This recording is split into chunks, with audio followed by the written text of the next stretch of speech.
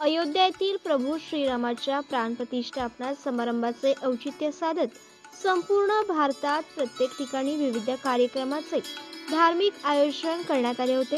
त्यातच नाशिक जिल्ह्यातील मखमलाबाद गावात देखील प्रभू श्रीराम मंदिरात विविध धार्मिक कार्यक्रमाचे आयोजन करण्यात आले होते।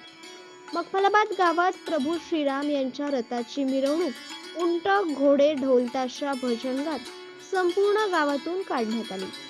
गावातील प्रत्येक महिलेने आपल्या दारापुढे प्रभू श्रीरामाच्या रथाच्या स्वागतासाठी रांगोळी काढल्या होत्या। या मिरवणुकीत लहानांपासून तर थोरांपर्यंत व महिला भगिनी पारंपरिक पोशाख परिधान करत नाच गाण्यात तल्लीन झाले होते। त्यात शंखानाद देखील करण्यात आला होता। मिरवणुकीत बालकांनी रामायणातील राम, लक्ष्मण, सीता, हनुमान आदींच्या वेशभूषा केल्या होत्या।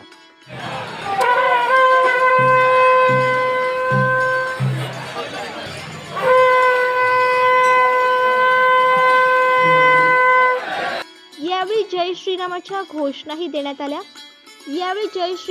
घोषणाही देण्यात आल्या।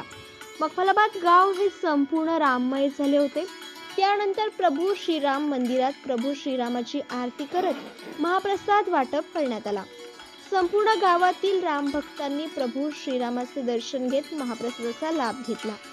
या संपूर्ण आनंदमय वातावरणात गावातील भक्तांनी आपल्या प्रतिक्रिया जागर महाराष्ट्र न्यूज या वृत्तवाहिनीला दिल्या।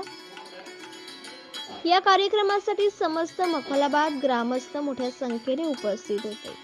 जय श्रीराम, जय श्रीराम, जय श्रीराम। काय सांगाल, आज आपल्या मखमलाबाद मध्ये इतका जल्लोष आहे? आज आहे ना, जे अयोध्येमध्ये जे पूजन होणार होतं, मूर्ती स्थापना होणार होती, ती खऱ्या अर्थानं आज आमच्या गावात अयोध्या उतरली।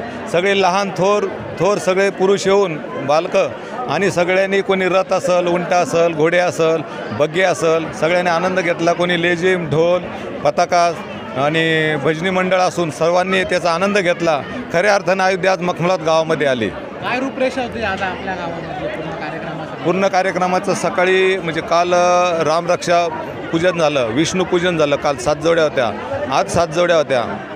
काल 4 तास पूजा झाली, आज 3 तास झाली। त्याच्यानंतर दिंडी निघाली, भजन झालं, आता आरती होऊन आणि महाप्रसाद देऊन याचा शेवट केला। हे सगळं वातावरण बघून तुम्हाला काय वाटतंय, जे रामलल्लांचं मंदिर अयोध्येमध्ये स्थापन होतंय? एकदम सर्वांना एकदम राममय झाला आणि आमचं स्वप्न साकार झालं। 500 वर्षापूर्वीचा जो वनवास होता तो खऱ्या अर्थानं आपण एकदम समृद्ध झाला। सर्व कार्य करताना मोदीजींचा हो, एकदम सिंहाचा वाटा होता। त्यांच्यामुळे हे रामराज्य आज आलं परत आपलं। असंच रामराज्य पुढे चालू दे, हीच प्रभूचरणी इच्छा आमची। आज देशभर अयोध्येमध्ये राम मंदिराची जी प्राणप्रतिष्ठा सोहळा पार पडतोय, आम्ही त्या धर्तीवर आज मखमलाबादमध्ये आमच्या सर्व ग्रामस्थांच्या वतीनं त्या कार्यक्रमाचं नियोजन केलं। त्याच्यामध्ये लेझिम पथक, उंट, सजवलेले घोडे, लेझिम पथक असे वेगवेगळ्या यांचा आम्ही त्याच्यात अंतर्भाव केला। वेशभूषा केलेले लहान कलाकार, राम, सीता, लक्ष्मणाच्या वेशात, ऋषीमुनींच्या वेशामध्ये असलेले सर्व बालकलाकार, आणि त्याचा परिणाम गावातील महिला पुरुष असंख्य संख्येने आज 1,500 ते 2,000 एवढी मोठी रॅली आम्ही मखमलाबादमध्ये काढली। सर्व समाजातील नागरिकांनी याच्यामध्ये उत्स्फूर्त सहभाग घेतला आणि प्रसादाचं 2,000 ते 3,000 लाडू, मसाले भात याचं नियोजन केलं।